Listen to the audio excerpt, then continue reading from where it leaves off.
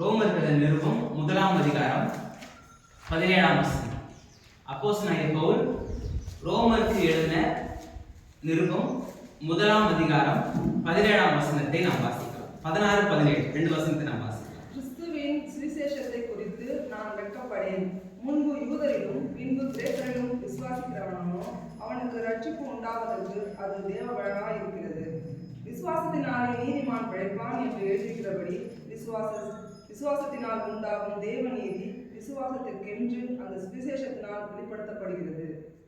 தேவனுடைய வார்த்தையினால் நிறைந்த மனிதன் அப்படின்ற தலைப்புல தான் நாம தொடர்ந்து தியானித்து வருகிறோம். அதுல தேவனுடைய வார்த்தைகளை நம்முடைய இருதயத்துல வைத்து நம்ம உள்ளத்துல காத்து கொள்ளும் பொழுது ஏற்ற சமயத்துல ஏற்ற காரியங்கள்ல நம்ம ஒரு தெளிவான ஒரு சிந்தையோடு கூட ஜெயமான ஒரு வாழ்க்கையை வாழ்வதற்கு அது மிகுந்த பிரயோஜனம் உள்ளதாக இருக்கிறது.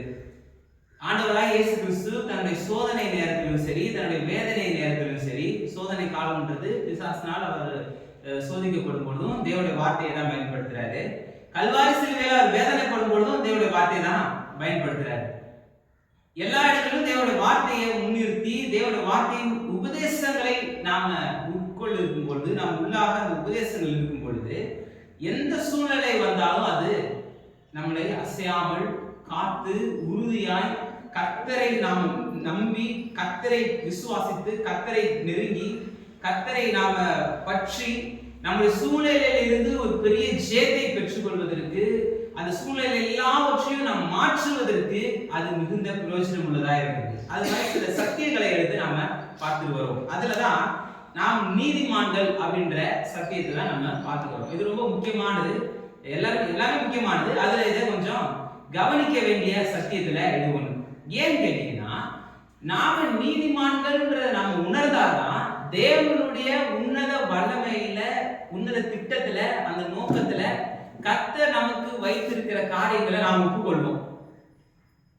இப்ப ஏதாவது ஒரு அப்பாயின்மெண்ட் ஆர்டர் வந்துச்சு அப்படின்னா அதை அவர் ரிசீவ் பண்ணி, ஆமா இந்த வேலைக்கு நான் தகுதியானவன் அப்படின்ட்டு நான் அவர் போனாதானே அது வந்து இதாகும். அந்த வேலைக்கு ஐயோ நான் தான் அப்ளை பண்ணேன், நான் தான் எல்லாத்தையும் பண்ணேன், ஆனா இந்த வேலை செய்யறதுக்கு நான் தகுதியானவனா அப்படின்னு யோசிச்சுட்டு வீட்டிலேயே உட்கார்ந்துருந்தா போட்ட அப்பாயின்மெண்ட் வேஸ்ட். அதை பெற்றுக்கொண்டதுக்கான எந்த அர்த்தமும் இல்லாமல் போயிடும். அப்ப கர்த்தர் நம்மளை நீதிமானா மாற்றுகிறாரு, ரட்சித்திருக்கிறாரு அப்படின்னா அதை நம்ம ஏற்றுக்கொள்கிறது ரொம்ப ரொம்ப அவசியம். அதை நம்ம நீதிமான்றதை ஒத்துக்கொண்டு அதன் அடிப்படையில் வாழ வேண்டியது ரொம்ப ரொம்ப அவசியம். அப்ப கடைசியா நம்ம பார்த்தோம், நீதிமான் ஆகுவதற்கு விசுவாசம் ரொம்ப ரொம்ப பயன்படுது. விசுவாசத்தினால்தான் நீதிமான் பிழைப்பான். விசுவாசம் இல்லாமல் தேவனுக்கு பிரியம் இல்லாமல், தேவனுக்கு பிரியமா இருப்பது கூடாத காரியம். விசுவாசத்தின் மூலமாக மாத்திரம் தான் நம்ம நீதிமானாக மாற்றப்படுகிறோம். இதெல்லாம் நம்ம ஒவ்வொன்றாய் நம்ம பார்த்து வந்துட்டு இருக்கோம். இதுல கடைசியா பாத்தீங்கன்னா, இந்த ரோமர்கள் நிருபத்துல 1ஆம் அதிகாரத்துல அப்போஸ்தலனாகிய பவுல் சொல்றாரு. இது ரொம்ப முக்கியமான விஷயம். ஏன்னா ஒரு ஊழியக்காரனா ஊழியத்துல வந்தவங்க ரொம்ப தொட்ட ஒரு வசனங்கள்ல இது ஒரு வசனம். கிறிஸ்துவின் சுவிசேஷத்தை குறித்து நான் வெட்கப்படேன்.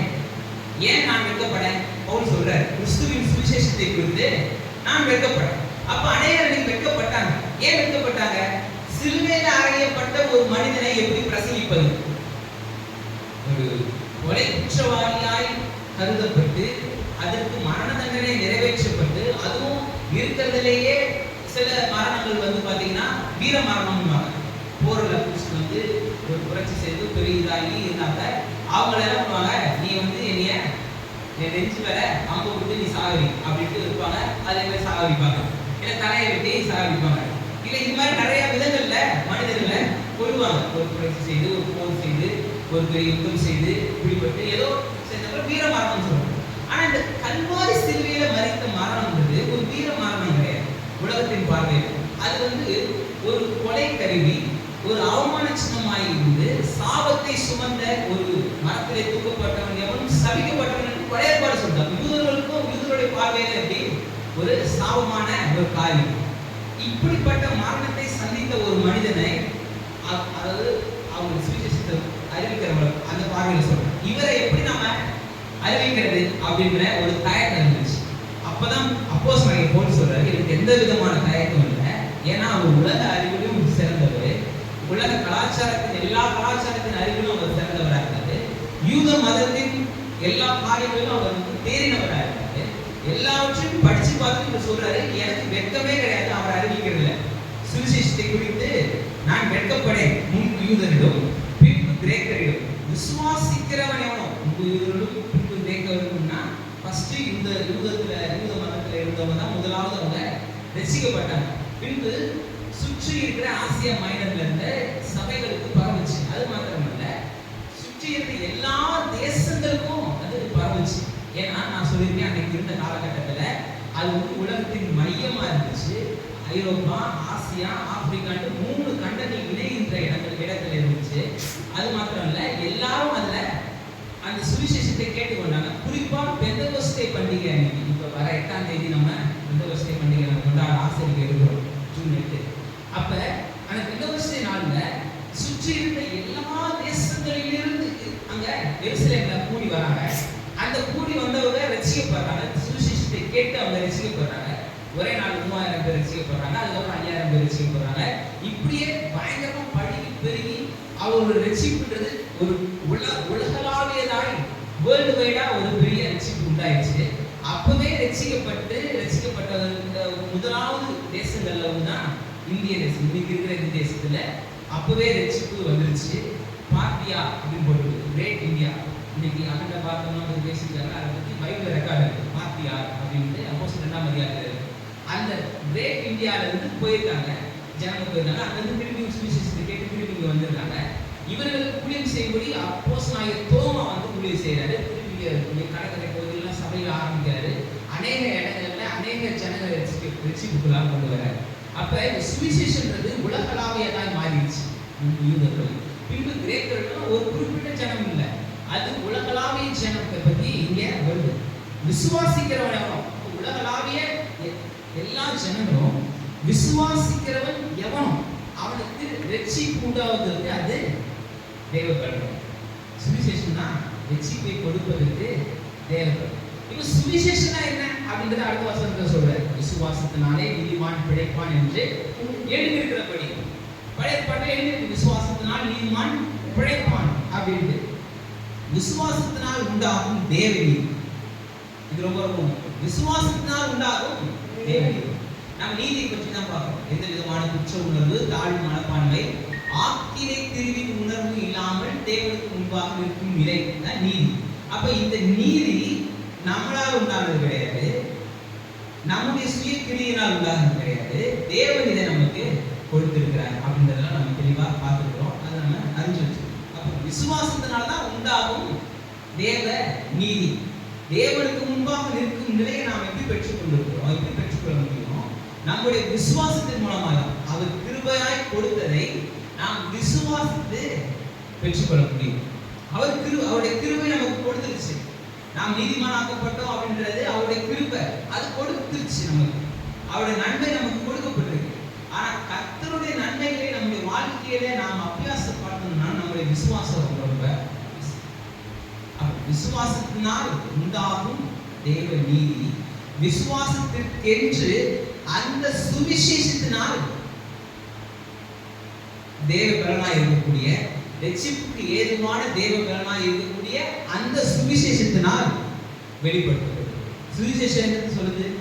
நாம் என்ன செய்யணும்னு சொல்லுதா, இல்ல நாம் என்ன செஞ்சோம்னு சொல்லுதா?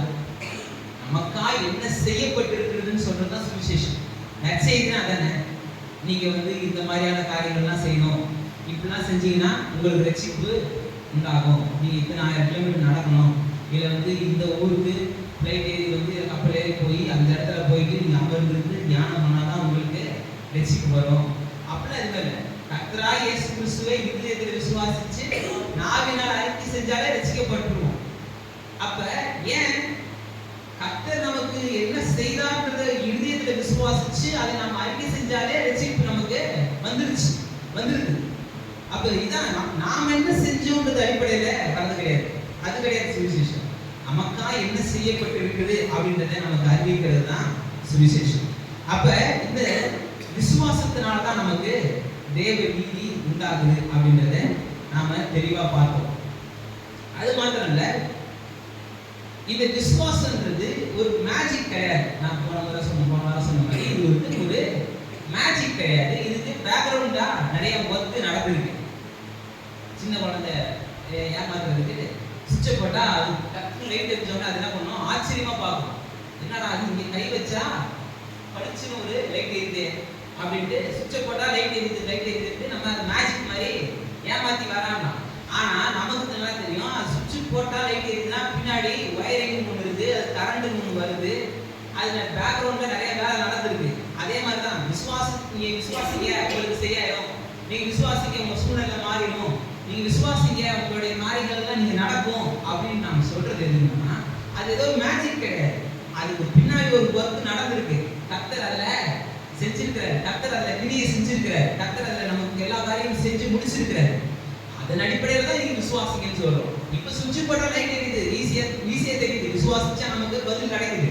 ஆனா இதுக்கு பின்னாடி ஒரு பெரிய பேக்ரவுண்ட் ஒர்க் நடந்திருக்கு, விலைக்கிரயம் செலுத்தப்பட்டிருக்கு, ஒரு பெரிய ஒரு காரியம் அங்க நடந்திருக்கு. அப்ப இவைகளெல்லாம் வச்சு தான் நம்ம பார்த்தோம். அப்ப விசுவாசம்ன்றது ரொம்ப ரொம்ப அவசியம். நீங்க விசுவாசத்தை குறித்து சொல்லும்போது நம்ம எபிரேயர் 11ஆம் அதிகாரத்துல நம்ம விசுவாசத்தை குறித்துதான டெஃபினிஷன் இருக்கு. விசுவாசமானது நம்பப்படுகிற உறுதியும் காணப்படாதவைகளின் நிச்சயமா இருக்கிறது.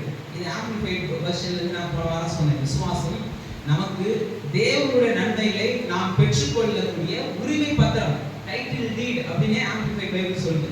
டைட்டில் டீட் அது ஒரு உரிமை பத்திரம். விசுவாசம்ன்றது தேவன் நமக்கு கொடுக்கிற எல்லா நன்மைகளுக்கான உரிமை பத்திரம்.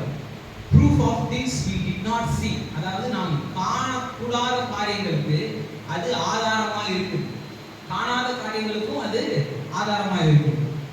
நம்முடைய ஐம்புலன்களால் நாம் அது தரவுல ஒரு தரவுகளால் அந்த இன்ஃபர்மேஷன் நமக்கு இன்ஃபர்மேஷன் எப்படி உள்ள போகுது, நம்முடைய கண்ணு, காது, உணர்வு அப்படின்ட்டு சுவை அப்படின்ட்டு 5 புலன் மூலமாய் நமக்கு தகவல்கள் உள்ள போகுது. ஒரு செய்தி கேட்கணும்னா உள்ள போகுது, ஒரு விஷயத்தை பார்க்கணும்னா அதை பற்றி இன்ஃபர்மேஷன் போகுது. நம்ம சுற்றி இருக்கிற எல்லாவற்றையும் நம்ம தெரிஞ்சுட்டு கொள்ளணும்னா அதை பற்றியதான இன்ஃபர்மேஷன் போகுது. ஒருத்தரை பார்க்கணும்னா அவங்க என்ன கலர் ட்ரெஸ் போடுறாங்க, அவங்க என்ன இது பண்ணிருக்காங்க, அவங்க என்ன எப்படிப்பட்ட ஆளா இருக்கிறாங்க அப்படின்ட்டு நம்முடைய உணர்வுகள் தான், சென்ஸ் தான் என்ன பண்ணுது, அவங்களை பற்றியதான தரவுகளை நம்ம உள்ள வைக்குது. இந்த விசுவாசம்ன்றது இப்படி நம்ம 5 புலன்களால் உணராத காரியத்தினால வருது. இப்ப ஏதோ ஒரு உடம்பு சரியில்லை, அந்த உடல் சரியில்லாததுனால வருகின்ற விளைவுகளை நான் அனுபவிச்சுட்டு இருக்கேன். இப்ப விசுவாசம் என்ன பண்ணுது, அந்த விளைவுகளில் இருந்து ஒரு பெரிய விடுதலை தருது. விளைவு அந்த ரிசல்ட் தெரியுது, தலை சுத்துது, ஒரு மாதிரி இருக்குது, நான் நிற்க முடியல, நடக்க முடியல, ஏதோ சம்திங் நடக்குது. ஆனா நான் என்ன விசுவாசிக்கிறேன், இது கிடையாது, என்னுடைய முடிவு இது இப்படி முடியாது, இது நன்மையாய் முடியும், இது எனக்கு சரியாயிடும் அப்படிதான். இப்ப எனக்கு வர தகவல் அடிப்படையில நான் முடிவுகள் எடுக்கிறது இல்லை. வர தகவல் அடிப்படையில நானு ஆமா இதுதான்ப்பா, இப்படிதான் என் வாழ்க்கை ஆகி போச்சு அப்படின்னு நான் செய்யறது கிடையாது. நான் என்ன விசுவாசிக்கிறேன், நான் சுகத்தை விசுவாசிக்கிறேன், நான் பலத்தை விசுவாசிக்கிறேன், நான் கர்த்தருடைய கிருபையை விசுவாசிக்கிறேன். இந்த கிருபையிலிருந்து நமக்கு நன்மைகளை பெற்றுக்கொள்ள முடியும். அப்ப நம்முடைய புலனறிவின் மூலமாய் இல்லாம வேறொன்றின் மூலமாய் நமக்கு காரியங்கள் நடக்குது. தேவன் அப்படிதான் கிரியை செய்தாரு. தேவன் விசுவாசத்தினால் உலகங்கள் உண்டாகுது. இந்த காணக்கூடிய இந்த உலகங்கள் எல்லாமே அவர் விசுவாசத்தினால் உண்டாக்குறாரு. எப்படி உண்டாக்குறாரு, எதுவுமே இல்லாத நேரத்துல தன்னுடைய சித்தத்துல தன்னுடைய மனதுல ஒரு திட்டத்தை தீட்டி அதன் அடிப்படையில அதன் அடிப்படையில வார்த்தைகளை சொல்லி இந்த உலகங்களை உண்டாக்குறாரு. அப்ப நாமும் நம்முடைய வாழ்க்கையில இல்லாமல் இருக்கு, வெறுமை இருக்கு, பிரச்சனைகள் இருக்கு, போராட்டங்கள் இருக்கு. இது எல்லாவற்றின் மத்தியில, இந்த வெறுமையின் மத்தியில நாம ஒரு திட்டத்தை தீட்டணும். நம்ம மனதில் ஒரு திட்டம் உண்டாகணும். என் வாழ்க்கை இப்படிதான் இருக்கணும், என் வாழ்க்கை இது மாதிரி கர்த்தர் என்னை வைக்கணும், இந்த மாதிரி ஒரு நல்ல நிலையில நான் இருக்கணும் அப்படின்ற ஒரு தெளிவான திட்டத்தை நான் மனதில் வச்சு இப்ப நான் இருதயத்துல விசுவாசிச்சு அதை நாள கர்த்தாவே எனக்கு சுகத்தை கொடுத்ததற்காய் நன்றி, கர்த்தாவே எனக்கு சமாதானத்தை கொடுத்ததற்காய் நன்றி, கர்த்தாவே எனக்கு என் வாழ்க்கையில எனக்கு நன்மை செய்ததற்காய் நன்றின்னு சொன்னா அது அப்படியே ஆகும். அப்ப விசுவாசத்தை வெளிப்படுத்துகிறது வார்த்தைகள். நீங்க இந்த எபிரேயர் 11 ரொம்ப ரொம்ப முக்கியம். அந்த அதிகாரம் முழுக்கமே விசுவாசத்தை பற்றி வருது.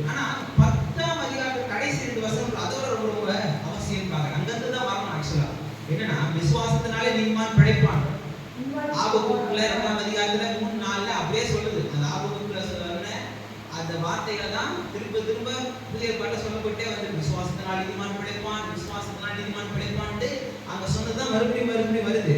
இப்ப இந்த ஃபர்ஸ்ட் பார்ட் நமக்கு நல்லா பிடிக்குது, நல்லா தெரியுது, நல்லா பிடிச்ச மாதிரி இருக்கு. விசுவாசத்தினால் நீதிமான் பிழைப்பான். விசுவாசத்தினால் நான் நீதிமானாகப்படுறேன், நான் பிழைப்பேன். எப்படி? விசுவாசத்தினால் பிழைப்பேன்.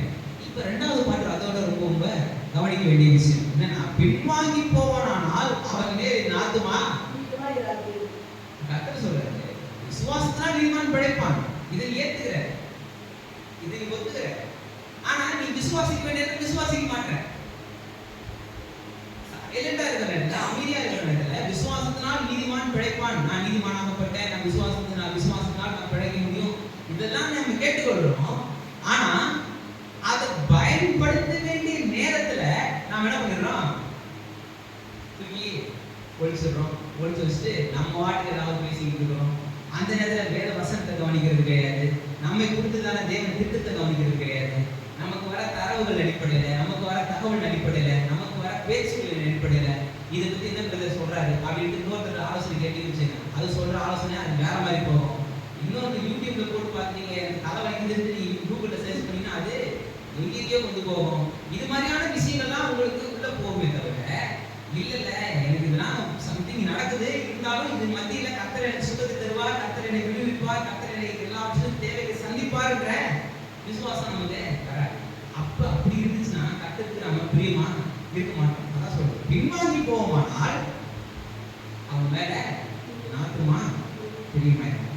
இப்ப நாம கர்த்தர் சொல்லிட்டாரு, இப்ப நாமும் கெட்டு போக பின்வாங்குகிறவர்களா இல்லாமல் ஆத்துமா ஈடேற விசுவாசிக்கிறவர்களாக. கெட்டு போக அப்படின்னா நஷ்டம் அடைய, நாம அதாவது என்ன தரவுகளை நாம் பெற்றுக்கொண்டு என்ன சூழ்நிலையில் நாம் இருந்து அது அந்த பாதிப்பை நாம் ஏற்றுக்கொள்ளாம நாம ரட்சிப்பு நமக்கு நிறைவேற நம்மளோட ஆத்மா வாழ்கிறது போல், பிரியமானவனே உன் ஆத்மா வாழ்கிறது போல் சொல்லுல, எல்லாவற்றிலும் வாழ்ந்து சுகமாகிறது. அப்ப அந்த ஆத்மாவை போல ஈடேற விசுவாசிக்கிறவர்களா இருக்கும். இப்போ வருது விசுவாசமானது. இப்ப விசுவாசத்தை எக்ஸ்பிளைன் பண்ற, விசுவாசத்தை பத்தி எல்லாம் சொல்லிட்டு விசுவாசி. அப்ப விசுவாசத்தினாலதான் நீ பிழைக்கணும், பிழைக்க வேண்டிய விதமே விசுவாசத்தினால்தான். நீ விசுவாசிக்கலாம் கர்த்தர் உங்க மேல பிரியமா இருக்க மாட்டாரு. அது மாதிரி நீ விசுவாசிக்கலன்னா, சரியான விதத்துல விசுவாசிக்காம நீ பின்வாங்கி போனா நீ நஷ்டம் அடைவ. அதனால ஒழுங்கா நீ உன் ஆத்மா வாழ்கிறது போல நீ வாழணும்னா நீ விசுவாசிச்சு வாழ்ந்துரு அப்படின்னு சொல்லிட்டு தான் இந்த விசுவாசமானது நம்பப்படுகிற உறுதி, காணப்படாதவைகளில் நிச்சயம். அதனாலே நம்முடைய முன்னோர்கள் நமக்கு நற்சாட்சி பெற்றார்கள். விசுவாசத்தினால நம்ம உலகங்கள் தேவனுடைய வார்த்தையினாலே உண்டாக்கப்பட்டிருக்கிறோம். இவ்விதமாய் காணப்படுகிறவர்கள் தோன்றப்படுகிறவர்களால் உண்டாகவில்லை என்றும் அறிந்திருக்கிறோம். ஏதோ from something கிடையாது, ஒன்றும் இல்லாமலே தான் கர்த்தர் எல்லாத்தையும் உண்டாக்குறாரு. ஏதோ ஒரு பிரபஞ்சம் இருந்துச்சு, அது சரியில்லை, இது நம்ம எல்லாத்தையும் அடிச்சு நம்ம ஒழிச்சு ஏதாவது பண்ணி நம்ம வேற மாதிரி மாற்றிடுவோம்ட்டு அதை ரீக்ரியேட் பண்ணல. ஒன்றுமே இல்லாம இருந்த இந்த உலகத்துல, இந்த பிரபஞ்சத்துல தான் தன்னுடைய சித்தத்துல, தன்னுடைய நோக்கத்துல, தன்னுடைய ஆழ் மனதுல ஒரு விருப்பத்தை வைத்து அதை விசுவாசித்து தன்னுடைய வார்த்தைகளை வெளிச்சம் உண்டாக கடவுது அப்படின்ட்டு அவரு சொல்றாரு. வெளிச்சம் உண்டாகுது. அந்த வெளிச்சமும் அந்த வார்த்தையின் வல்லமைன்னா அறிவியலாளர்கள் பிக் பேங் தியரின்னு சொல்றாங்க. அப்படியே பிரபஞ்சமே உருவாகிட்டு இருக்கு. இன்ன வரைக்கும் அது நடந்துட்டு இருக்கு. இன்ன வரைக்கும் அது சஸ்டெயின் ஆகுது, தாங்குது, அது போய்கிட்டு இருக்கு. அப்ப விசுவாசத்தினாலதான் கர்த்தர் அதை செஞ்சாங்கன்னா, அவருடைய சாயலும் அவருடைய ரூபத்தில் இருக்கிற நாம நம்முடைய வாழ்க்கையில இருக்கிற வெறுமையும் இல்லாமையும் பார்த்து என்ன பண்ணணும்? நமக்கு விசுவாசங்கிறது எவிடன்ஸ் கிடையாது. ஏதோ ஒரு காரியத்தை வச்சு எனக்கு நான் போவேன், மஞ்சள் ஆகி போச்சுன்னா நான் போவேன், பச்சை ஆகி போச்சுன்னா போக மாட்டேன்ட்டு அப்படி பண்ணது கிடையாது விசுவாசம். அதெல்லாம் ரொம்ப ஏர்லி ஸ்டேஜ், ரொம்ப குழந்தைத்தனமானது. அதெல்லாம் பண்ணிட்டு தான் வந்துருக்கோம். அதெல்லாம் ஆரம்ப ஸ்டேஜ்ல நல்லதுதான். போவேன், பைக் இப்படி போச்சுன்னா போவேன், இப்படி போச்சுன்னா நான் போக மாட்டேன். இதெல்லாம் கரெக்ட் தான் ஒரு கட்டத்து வரைக்கும், ஒரு இயர்லி ஸ்டேஜ் வரைக்கும், ரொம்ப முன்னாடி. ஆனா இப்ப விசுவாசம் வேற, ஒரு எவிடன்ஸை பார்த்து வரது கிடையாது. ஆண்டவரே நான் போவேன், கேட் வாசல்ல நிக்கணும், எனக்காக வெயிட் பண்ணி நின்று இருந்தா தான் இது நான் ஒத்துப்பேன். அப்படி அப்படிங்கிற அது கிடையாது விசுவாசம். எதுவுமே இல்லைனா கூட எல்லாமே எதிராக இருந்தா கூட நடக்கிறது தான் விசுவாசம். யோசிச்சு பாருங்க, பழைய ஏற்பாட்டில் நடந்த எல்லாமே அப்படிதான். கர்த்தர் ஒரு வாக்குத்தத்தத்தை கொடுப்பாரு, போய் பார்த்தா வேற மாதிரி நடந்துட்டு இருக்கும் சூழ்நிலை, அப்படியே ஆப்போசிட்டா நடந்துட்டு இருக்கும். ஆனா அது மத்தியில அவங்க விசுவாசிச்சு அவங்க கர்த்தருடைய கிருபையை பலனை பெற்றுக்கொண்டது. நம்ம நிறைய காரியங்கள் நிறைய விஷயங்களை நம்ம எடுத்துக்காட்டுலாம் நம்ம பார்க்கவும் போறோம். நிறைய காரியங்கள் நம்ம பார்க்கவும் போறோம். விசுவாசங்கிறது தான் எவிடன்ஸே. அப்ப விசுவாசத்தின் மூலமா தான் நம்ம நீதிமானாக்கப்படுறோம். விசுவாசத்தின் மூலமா தான் நம்ம ரட்சிப்பு உண்டாகுது.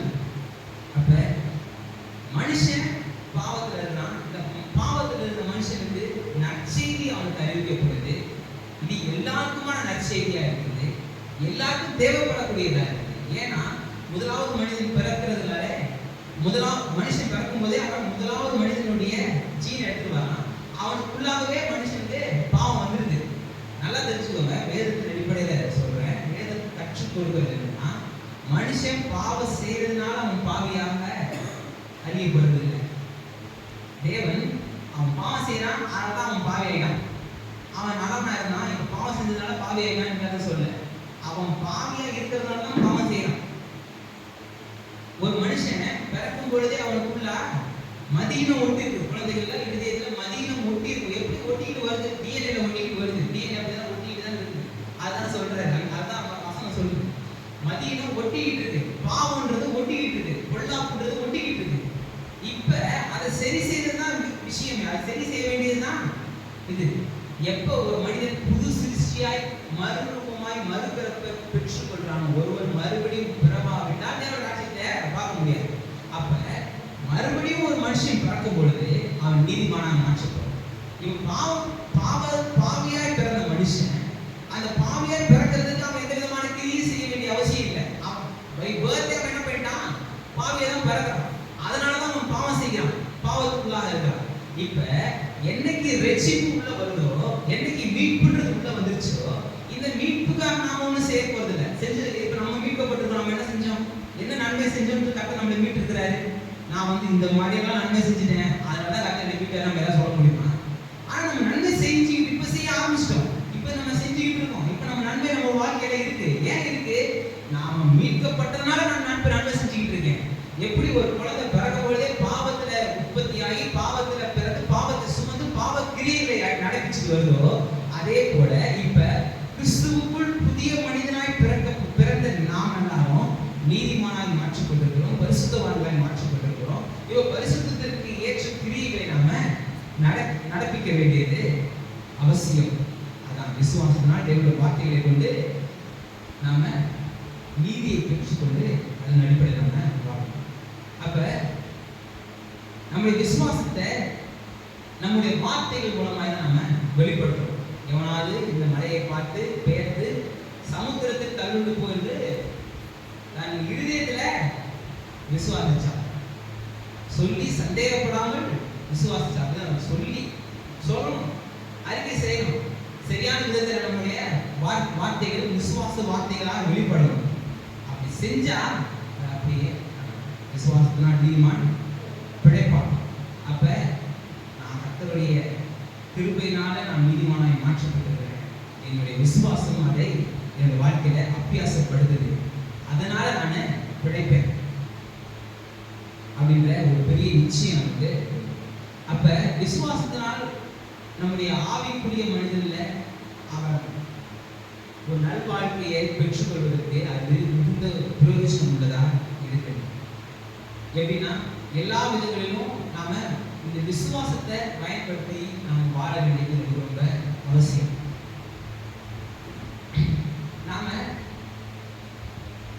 நான் அதான் மறுபடியும் அந்த இதிலே சொன்னேன். அப்படின்னா நம்மளுடைய விசுவாசம்ன்றது எப்படி கிரியை செய்யணும் அப்படின்னா, இந்த உலக காரியங்களில் சில விஷயம் நம்ம செய்யணும், அதுல நம்ம விசுவாசத்தை பயன்படுத்தணும். உதாரணத்துக்கு எனக்கு சுகத்தை தருகிறது கர்த்தர் தான் அப்படின்னு நான் விசுவாசிக்கிறேன். அதுக்குன்னு மாத்திரை சாப்பிடக்கூடாதுன்ட்டு மருந்து சாப்பிடக்கூடாதுன்ட்டு வைத்து சொல்றேன். இந்த விஷயத்தை தெளிவாக நம்ம புரிஞ்சுக்கணும். நமக்கு சுகம்ன்றது கர்த்தர் தான் தராரு. ஆனா மருந்து மாத்திரை சாப்பிடக்கூடாதுன்ட்டு வேதம் நமக்கு போதிக்கும். ஆனா இந்த மருந்து மாத்திரை சாப்பிட்டு சாப்பிட்டு இதனாலதான் எனக்கு சுகம் கிடைக்குதுன்னு நாம நம்புறது.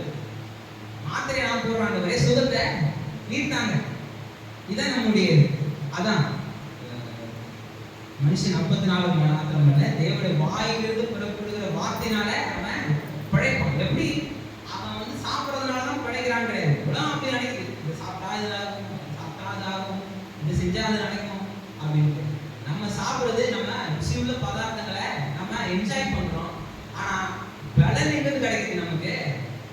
கர்த்தருடைய கர்த்தருக்கு வேலையும் அது வேலை செய்யக்கூடாதுன்ட்டு வசனம் பொதுங்க. வசனம் பார்த்தீங்கன்னா எபேசியர் 4:28 பார்த்தீங்கன்னா வேலை செய்கிறவனை பற்றி வசனம் தெளிவா சொல்லுது. எபேசியர் 4:28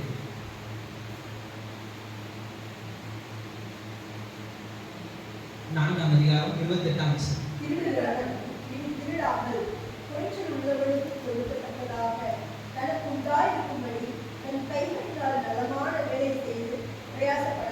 நலமான வேலை செய்து பிரயாசப்படணும். அதாவது மோசமான வாழ்க்கையில இருந்தா கூட அவன் இப்ப ஒழுங்கா வேலை செய்யணும். எதுக்கு வேலை செய்யணும்? குறைச்சல் உள்ளவனுக்கு கொடுக்கும்படி. வேலை செய்யறதுனால தான் எனக்கு பிழைப்பும் கிடையாது, வேலை செய்யறதுனால நமக்கு பிழைப்பும் கிடையாது. நம்மளை பிழைக்க செய்கிறவர் கர்த்தர். ஆனா எதுக்கு நம்ம வேலை செய்யறோம்? இந்த பூமியில கர்த்தருடைய கிரியைகளை, கர்த்தருடைய சித்தத்தை, கர்த்தருடைய திறமைகளை, அவருடைய ஆற்றலை இந்த பூமியில வெளிப்படுத்துறது. இதை பத்தி நான் நிறைய சொல்லியிருக்கேன். வேலையை பற்றி பேசும்போது எப்படி மீட்பு நம்முடைய வாழ்க்கையில, நடைமுறை வாழ்க்கையில எப்படிலாம் தாக்கத்தை உண்டாக்குதுன்னு பேசும்போது இதெல்லாம் நான் தெளிவா எடுத்து சொல்லியிருக்கேன். அப்ப ஏதோ நான் கஷ்டப்பட்டு வேலை செய்யறதுனால நான் படைக்கிறேன் அப்படின்ட்டு இந்த உலகம் என்ன பண்ணுது? நமக்கு போதிக்குது, உலகம் நமக்கு இது பண்ணுது. நம்ம வேலை செய்யணும். எதுக்கு வேலை செய்யணும்?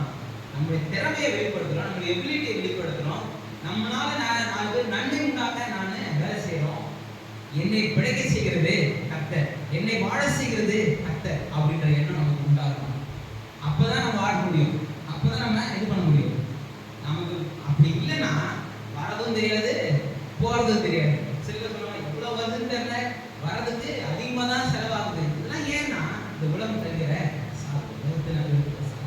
அப்ப நம்முடைய வேலையை நீங்க கர்த்தருடைய திறமையை, கர்த்தருடைய தாளந்தலாய் நீங்க வெளிப்படுத்தி உங்களை வாழ செய்கிறவர் கர்த்தர்ங்கிற உணர்வோடு இந்த வேலை செய்யறதுனால நான் படைக்கல, கர்த்தருடைய கிருபையினால நான் படைக்கிறேன். இந்த மருந்து சாப்பிட்றதுனால எனக்கு சுகம் இல்லை, நான் மருந்து சாப்பிட்றேன் ஆனா சுகத்தை எனக்கு தரது கர்த்தர் அப்படின்ற சரியான ஒரு மனநிலை வேணும். அதை முடிச்சு படி நாம் செய்யறதுல 9ஆம் வசனம் சொல்றது, வாரி இறைத்தான் ஏழைகளுக்கு கொடுத்தான், அவன் இருதயம் கர்த்தரை நம்பி திடனாய் இருக்கும். வாரி இறைத்தான்னா ஏதோ ஊதாரித்தனமா செலவு பண்ணான்னு கிடையாது. அவனுக்கு வாரி இறைத்தான் அப்படின்னா வாரி இறைச்சிட்டு போறான், ஊதாரித்தனமா செலவு பண்ணிட்டு போறான் அப்படி கிடையாது. ஒரு விவசாயி விதையை தூவான்னு பார்த்துருக்கீங்களா? ஒரு விவசாயி ஒரு வயல்ல விதைய தூவான். அதே போய் வாரி இறைத்தான் அப்படின்றது நீங்க உங்க வேலை செய்து நீங்க சம்பாதித்த பணத்தை நீங்க வந்து மற்றவர்களுக்கு தராதுன்றது ஒரு விவசாயி விதையை விதைக்கிறது போல. அதான் வாரி இறைத்தான்ட்டு அந்த அக்ரிகல்ச்சர் வேர்ல்டு அதுல ரொம்ப தெளிவா சங்கீதக்காரன் எழுதியிருக்காரு. என்னன்னா அது ஒரு விதையை போல, அது உங்களுக்கு பலன் தரும், அது உங்களுக்கு நன்மையை தரும், ஒரு நன்மையை பெற்று தரும். போய் விதையை விதைச்சவன் அதுக்கான அறுவடை அறுக்காம இருக்க மாட்டான். நிச்சயமா அதை பெற்றுக்கொள்வோம், அதுல இருந்து நன்மை உண்டாகும். அந்த விதைன்றது நிச்சயமா முளைக்கும், அது மூலமே பலன் உண்டாகும். அதே போலதான் நீங்க செய்கிற நன்மைகளுக்கு நிச்சயமாய் பலன் உண்டு, நிச்சயமாய் பலன் உண்டு. அதான் வாரி இறைத்தான் ஏழைகளுக்கு கொடுக்கலாம். அப்ப நம்ம குறைச்சல் உள்ளவனுக்கு கொடுக்கும்படி நம்ம வேலை செய்யணும். எதுக்கு? நாம் உழைக்கிறோம், நாம் வந்து வாழணும், அதுக்காக கிடையாது. என்னை வாழ செய்கிறவர் கர்த்தர். நான் உழைக்கிறது, நான் என்னுடைய திறமையை வெளிப்படுத்துறேன், என்னுடைய ஆற்றலை வெளிப்படுத்துறேன், கர்த்தருடைய ஸ்தானாதிபதியாக இருந்து நான் செய்யறேன் அப்படின்னு நம்ம ஒவ்வொருத்தரும் நம்ம நினைச்சாங்க. இப்ப இதனுடைய இன்னொரு ஒரு பரிமாற்றம், இன்னொரு சைடு. இப்ப வசனன்றது இருபுறமும் கருக்கொள்ளப்பட்டது, அதுக்கு ஒரு 2 சைடு இருக்கு. இதனுடைய இன்னொரு சைடு நம்ம இந்த விசுவாசமானது நம்முடைய பாவ வாழ்க்கையிலிருந்து எப்படி நாம மீட்டு நம்மளை கொண்டு வரும் அப்படின்றத நம்ம பார்த்து நம்ம நிறைவு செய்யணும். அதாவது நாம் நீதிமானாய் மாற்றப்பட்டிருக்கிறோம், நாம் நீதிமானாய் அறியப்படுறோம்.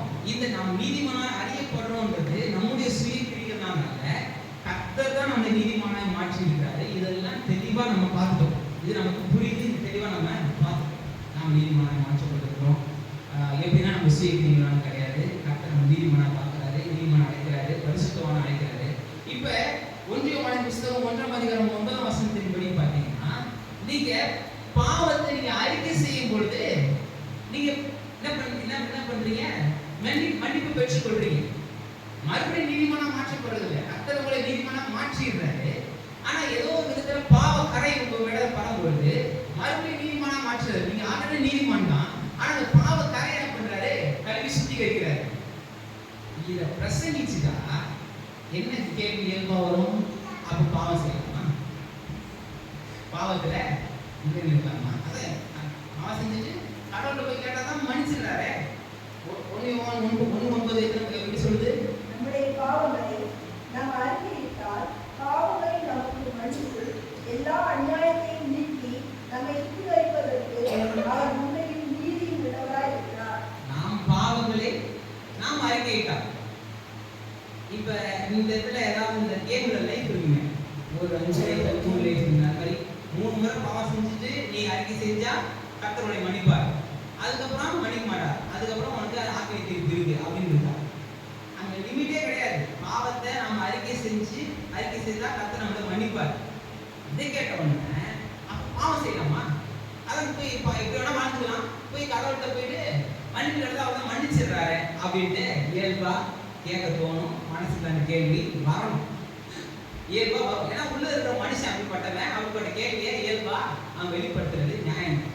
ஆனா இது ஏதோ பாவம் செய்யறதுக்கு லைசன்ஸ் போட்டு கொடுத்த மாதிரி கிடையாது. இன்னைக்கு புது உடன்படிக்கைட்டு என்ன நான் இது மாதிரி நீங்க எப்படி வேணா வாழ்ந்துக்கோ, என்ன வேணா பண்ணிக்கோ, என்ன வேணா நீ செஞ்சுக்கோ, கர்த்தர் உன்னை மன்னிக்கிறார், கர்த்தர் உன் மேல கிருபையா இருக்கிறார், கர்த்தர் உன்னை இடம் செஞ்சுறாரு, கர்த்தர் உன்னை நீதிமானா அழைக்கிறாரு, கர்த்தர் உன்னை பரிசுத்தமானு பார்க்கிறாரு, அதனால எப்படி வேணா வாழ்ந்துக்கோ அப்படின்ட்டு தைரியமா போதிக்க ஆரம்பிச்சிட்டாங்க. வேற வசனம் அப்படி போதிக்கிறார். எப்படி? இது உண்மைதான், இது மாறாத உண்மை.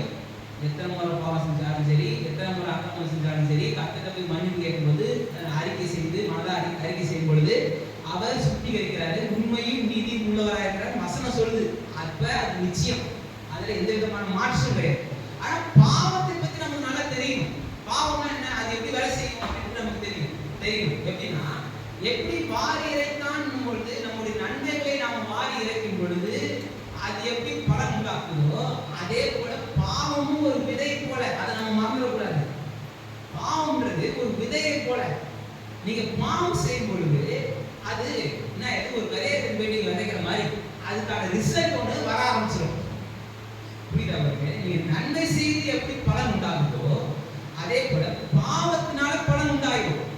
அந்த பாவத்தின் பலன் பயங்கரமா இருக்கும். அதுக்கான விளைவுகளை நம்ம சந்திக்கிற மாதிரி ஆயிடும். அதனாலதான் கர்த்தர் சொல்றாரு பாவம் செய்யாத. பாவத்தை பார்த்தா விளைவு ஓடுன்ற. ஏன் வசனம் ஏன் அங்க போகுது? ஒரு இடத்துல பாம்பு இருக்கு, இந்த இடத்துல பெட்டியில பாம்பு இருக்குன்னு சொன்னா யாராவது கிட்ட நிற்போமா? ஐயோ அழகான பெட்டிங்க, நம்ம போய் வாழ்ந்துருப்போம் நான் சொல்லுவோம். தலைதறிக்க செவ்வரை பிடிச்சி ஓடிடுவோம். அது பக்கமே நம்ம போக மாட்டோம். ஏன்னா அது ஒரு ஆபத்து, அது நம்மளை அழிக்க கூடும். பாவம்ன்றது அதே மாதிரி தான். அது அவத்தை கர்த்தர் மன்னிக்கிறாரு, அதனால பாவம் செய்யறேன்னு சொன்னா ரிசல்ட் இருக்கு. அதன் மூலமாக பலன் இருக்கு. அது ஒரு விதையை போல. அது நம்முடைய ஆத்மாவை கெடுத்து போடுது, நம்முடைய சரீரத்தை கெடுத்து போடுது, உறவுகளை கெடுத்து போடுது, நம்முடைய நல்வாழ்க்கையை கெடுத்து போடுது, சமாதானத்தை கெடுத்து போடுது, சந்தோஷத்தை கெடுத்து போடுது. அப்ப கர்த்தருக்கு பிரியமில்லாத அந்த பாவ வாழ்க்கை நம்முடைய எல்லா நன்மைகளை நம்ம பெற்றுக்கொள்ள முடியாத அளவுக்கு நம்மளை கெடுத்து போட்டுருது. நம்முடைய சுக வாழ்வை கெடுத்து போடுது, நம்முடைய வெற்றியுள்ள வாழ்க்கையை கெடுத்து போடுது. அதனாலதான் பாவம் செய்யணும். புரியுதா? அப்ப நீதிமானாக்கப்பட்டோம் அப்படின்ற சக்தி எவ்வளவு உண்மையோ அதனுடைய இந்த பக்கம் பத்தி நம்ம சரியா பார்க்கணும். நீதிமான கர்த்தர் நம்ம அழைச்சிருக்கிறாரு. ஏதோ தவறு செய்யறோம், ஏதோ கர்த்தருக்கு பிரியமில்லாம நடந்துக்கிறோம், நாம கர்த்தருக்கு அறிக்கை செய்யும் பொழுது நிச்சயமா கர்த்தர் மன்னிக்கிறாரு. ஆனா அதை மனசுல வச்சுக்கிட்டு நான் எப்படி வேணா வாழ்வேன், கடவுளை எனக்கு மன்னிக்கிறாரு. மன்னிக்கிறது தப்பு செய்யறதுக்கு மனுஷனுக்கு போனோம், மன்னிக்கிறது கடவுள் போனோம். தயாராக பேசக்கூடாது. அவர் செஞ்சுட்டா ரிசல்ட் இருக்கு. அதுக்கான கான்சிக்வன்சஸை அனுபவிச்சாகும், அதுக்கான விளைவுகளை பெற்றுக்கொள்ள முடியாது. அதனாலதான் நம்ம என்ன பண்ணக்கூடாது, தப்பு செய்யக்கூடாது. அதனாலதான் கர்த்தருக்கு பிரியமாய் நடந்துக்கணும், கர்த்தருக்கு ஏற்ற விதத்தில் நடந்துக்கணும், சரியான விதத்தில் நடந்துக்கணும்ன்றது. ஏன்னா அப்ப பாவத்துல அடிமை அடிமையா இருந்தாங்க மனுஷன். அது அடிமைத்தனம்னா என்ன? அடிமைத்தனம்னா அதுல எந்த விதமான சாய்ஸும் கிடையாது. ஒரு அடிமை இருக்கிறாங்க. அடிமை காலையில் சொன்னேன் டீ வேணுமா காஃபி வேணுமான்ட்டு அவங்களுக்கு சாய்ஸ் கிடையாது. எதுவுமே கிடையாது அவங்களுக்கு. ஒருவேளை சாப்பாடு தான். என்ன சாப்பிடணுன்றது அவங்களுக்கு சாய்ஸ் கிடையாது. எங்க போகணுன்றதுக்கு அவங்களுக்கு சாய்ஸ் கிடையாது. அந்த காலத்துல அடிமைகளுக்கு என்ன உடை உடுக்கணுன்றது அவங்களுக்கு சாய்ஸ் கிடையாது. வாழ்க்கையில நம்ம இன்னைக்கு இயல்பா நம்ம சாய்ஸ் இருக்கு. போகணும்னா போவோம், இல்லைன்னா போக மாட்டோம். உட்காரணும் நாம நினைச்சா உட்காரணும், இல்லைன்னா எந்திரிச்சு நிற்போம். நம்மளுடைய விருப்பம் தான் நம்ம வாழ்ந்துடுவோம். இப்படிப்பட்ட அடிப்படை உரிமை கூட இன்னைக்கு அடிமைகளுக்கு இருக்காது. ஆனா அதே போலதான் பாவத்திற்கு அடிமையா இருந்த நம்ம அப்படின்னா சாய்ஸே கிடையாது. பாவத்தை செஞ்சுதான் ஆகணும்ன்ற அளவுல மனுஷன் இருக்கிறான். இப்ப மீட்பு நமக்கு ஒரு சுதந்திரத்தை தருது. இப்ப என்னால பாவமும் செய்ய முடியும், பாவத்துல இருந்து விலகி ஓட முடியும். இதான் மீட்பு. மீட்பு எதை செய்யுது அப்படின்னா இதை செய்யுது. ரட்சிப்புக்கு முன்னாடி பாவத்தை மாதிரி தான் செய்ய முடியும். கர்த்தருக்கு பிரியம் இல்லாதது தான் செய்ய முடியும். கடவுளுக்கு பிரியம் இல்லாத காரியங்கள் தான் என்னால இயல்பா செய்ய முடியும். அதுக்கு அடிமையா இருந்தேன். ரட்சிப்பு என்ன செய்யுது அப்படின்னு பார்த்தீங்கன்னா, இப்ப எனக்கு சாய்ஸ் இருக்கு. என்னால இப்ப திரும்பி பாவத்தை செய்ய முடியும், பாவம் செய்யாமலே என்ன பண்ண முடியும், இருக்க முடியும். பாவத்தை மேற்கொள்ளும் அதிகாரம், பாவத்தை மேற்கொள்ளும் மாற்று, பாவத்தை மேற்கொள்ளும் ஒரு வல்லமை நமக்கு கிடைக்குது. நீதிக்கு அதனால நீதிமான்ற உணர்வு ரொம்ப அவசியம். எதுக்கு? நம்ம என்னத்தை பார்க்கணும், எப்படி நம்ம எந்த திசையை நோக்கி நம்ம நடக்கிறோமோ அந்த திசையில தான் நம்ம போவோம்.